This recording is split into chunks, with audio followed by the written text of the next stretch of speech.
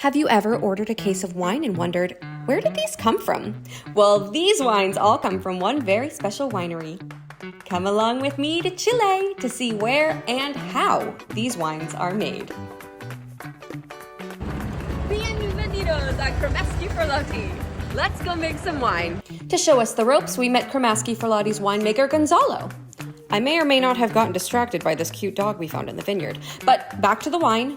We started out by hand-picking some grapes. I clearly picked these all on my own. Just kidding, I mostly taste tested. Gonzalo talked us through what makes a good grape, and we saw the grape picking machine in action. This thing shakes the vines and catches the grapes.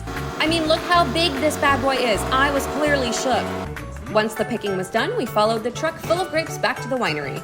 The grapes are released off the truck and start the long process of becoming wine. Have you heard? It's a lot of grapes. You see all those in there?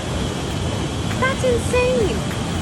It really is. I can't believe they picked all those this morning.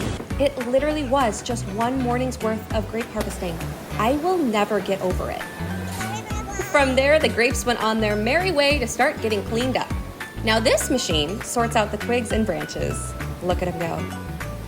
This next machine is actually what presses the grapes, and I was pretty disappointed because I got my toenails done for nothing. They got a machine to press the wine. I decided to get over it when Gonzalo announced. Great. Now we're getting into the good stuff. Gonzalo showed us the tanks, and these things are full of wine in various stages of production. My literal dream come true. This first wine we tasted had just gone into the tank. It's peppery.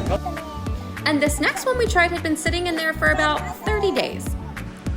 Honestly, it tasted ready for production to me. I'm not throwing this one out.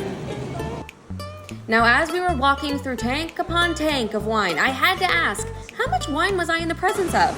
Close to 7 million liters. 7 million liters? 7 million liters? 7 million liters of wine. The next mind-blowing moment was when we tried some white, cloudy-looking wine. It smells good. It looks like a creamsicle. Luckily, Gonzalo was there to explain. But usually a white wine, without filtration or whatever, it's normally like that. This is unfiltered. We then moved over to the barrels. When the wines are ready to be moved out of the tanks, they are placed into barrels to continue to age.